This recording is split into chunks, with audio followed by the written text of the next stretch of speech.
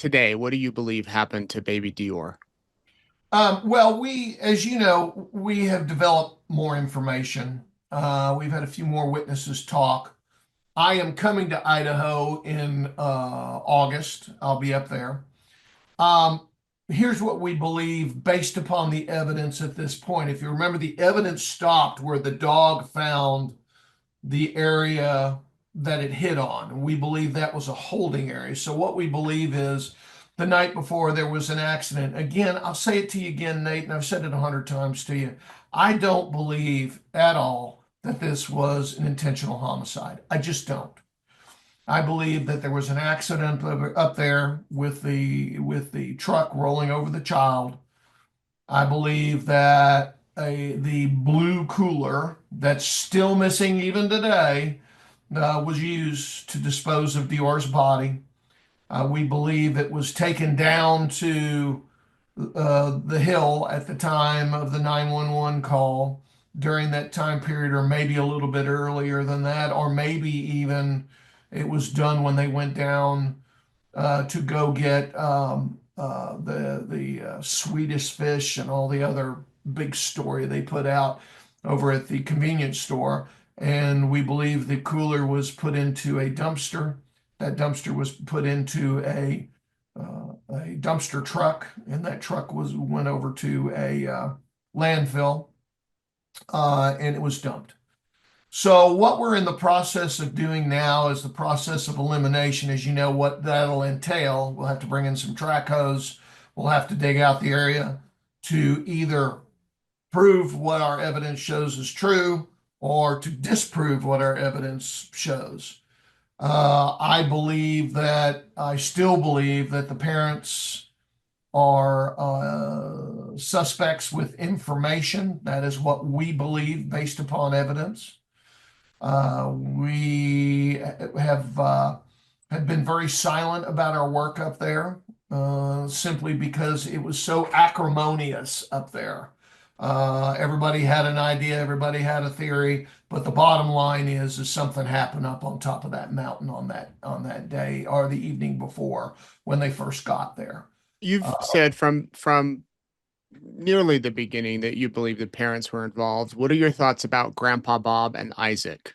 I think Bob knew, but Bob was sworn to secrecy. Isaac, even to today, what we're 10 years down the line, his story has not changed.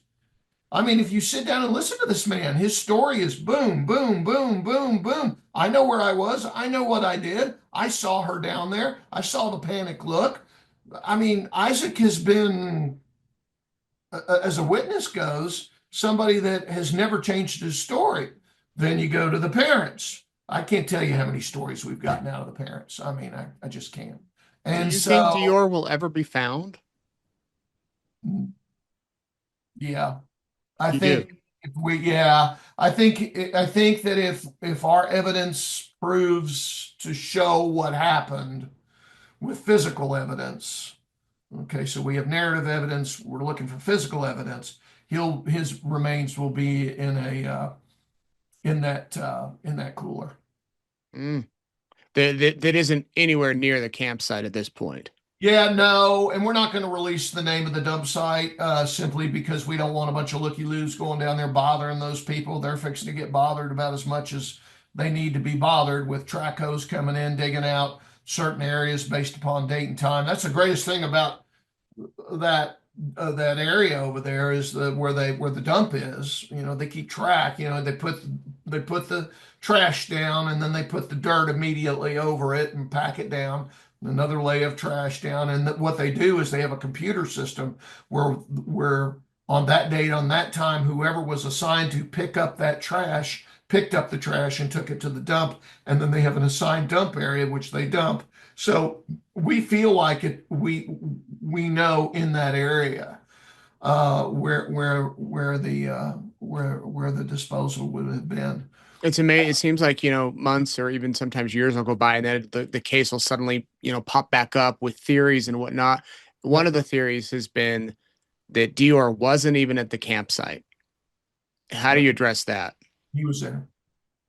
He was there. Grandpa gave us that information. Grandpa was The grandpa was very, very, very articulate about everything before the trip and during the trip.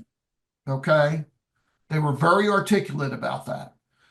And consequently, most of the stories matched, other than a few little, we stopped to get pizza over on the highway.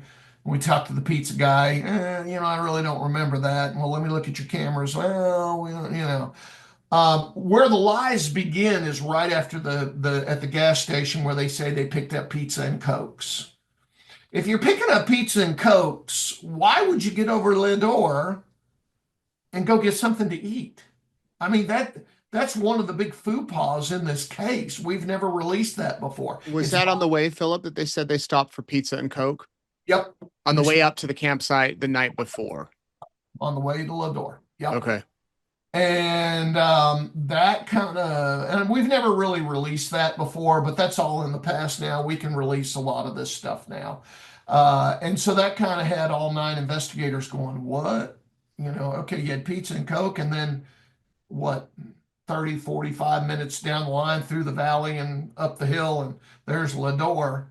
Uh, uh, you're stopping because you're hungry and you're going to get something to eat, and everybody's super hungry. That was one of their big stories, was that, oh, we were so hungry, so we were going to stop. And well, why would you stop then? I mean, was the pizza a snack?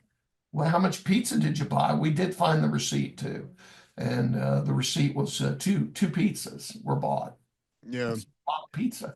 So, and then of course we get to the aftermath of everything. Again, back down at down there at, I believe it's called the stage stop or the stop, down there, and all these stories about DeOrr taking, or Fernal taking little DeOrr and putting him on the truck, and going back to see the beer truck man, and the beer truck guys are like, no, that never happened. We never saw him, and we never saw his child. And then, by the way, was there a big 18-wheeler sitting out there? No, there's never an 18-wheeler. So all these stories that they tried to fluff up to make themselves feel better and to make you and me believe in what they were saying, and especially the clerk at the store. When we got the receipts and we got the videos, and the stuff about the tampons that she needed, but yet it wasn't bought till the second purchase. They never told us there were 2 purchases. They always told us there was 1 purchase, never 2. We asked the question to them. We got it on video. What purchase? Well, it was only 1 purchase. Okay. Why do we have receipts for 2 purchases? And of course, then they go ash and white and go, oh, well, first were for the candies, and the second one was for the tampon and the adult stuff. Mm. And then you go, but there's candies on the adult stuff. Well, we might have forgotten something. Yeah. Okay. Why? I mean, we don't understand why. Look, and of course, the most shocking one was the one at where they went to go get green diesel for the truck. And so, we talked to that young man, and he was a great witness. He said, I remember it like it was yesterday. Okay, tell us what's going on. And he said, well, no, I filled it up, but boy, they tried to keep me talking. They kept me busy. I said, well, did you see the child's chair behind the mama? Yeah. Was there anybody in it? No. And that was on the second day, right? That they were there. Second day. Yeah. That's when we knew we had the timeline set, where we knew he went up, right? We knew he went up, but we don't have him past going up to the top of the mountain. And that's why we think she broke down with Caroline and pointed to the mountain and said, that's where we took him. That's where he is. Jessica said that. Yeah. And that's why. And so Jessica, I think, had just had enough. So 10 years later now, how does this thing get solved? Well, where we go now is we're going to come up there. We're going to get with the people that own the dump site. We're going to what we call square it out. And basically what we're going to do is we're going to create squares of areas that dump truck dumped on that certain weekend, on that certain day. Actually, I think it was actually a day and a half later when the holiday was over and they came to dump the dumpsters. and then we're going to lay that out, and then we'll start an excavation project. How deep do we have to go? We don't know. I've run a Starlink over the dump site.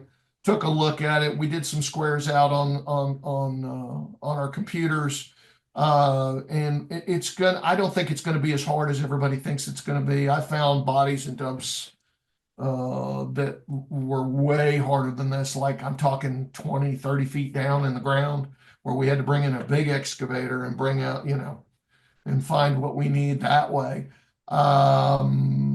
I kind of think that that's the next huge step, getting up there, meeting the new sheriff, introducing ourselves. I don't know how many people will go up there yet. We haven't made that decision yet. But I know it'll be me and at least two or three others, and then we'll go through.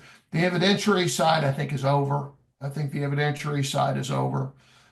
His body was not up there. This gentleman that brought his dogs up there, I don't know him. I have a rule. I never talk bad about other investigators, whether it's law enforcement or private investigators, unless they've committed a crime. I don't see him running up there, but then again, we've come up there two or three other times and we haven't told anybody in the last since COVID. Yeah. So, and we haven't told anybody, but we've come up there. You get recognized in a hamburger joint, or you get recognized at a gas station or something. Somebody will walk up to you and say, "How's the case going?" And you just kind of, "How'd you know it was me?" I said, "Well, we see you." So it's one of those things that we've done. And so now I'm going to rule this out. But we're in the period of rules. We've got our evidence. We know where it is. The only other chance it could be, because I'm telling you, that mountainside has been skewered. We have been up there a mile down, a mile up, a mile over, a mile. I mean, it's just no animals did this. Again, I'm going to say it to the general public. No animals did this. Okay. Two, DeOrr did not just wander off and somebody pick him up and now he's out there. There's no evidence to that fact based upon what the other campers have said. One, two, based upon the testimony of the other of the parents, right? Number three, based upon what Isaac has told us, again, never changing his story. He's the only one that didn't change his story. And of course, what Grandpa told us. Yeah. And Grandpa was very, very, very specific with us. And the thing that scared the hell out of all of us is when he shrugged his shoulders and said, "Oh, he was just a 2-year-old. They can go in the cabin and make another one. What's done is done." And we all just, oh my God. Who talks like that? Well, And Philip, so, thank you. Good luck next month.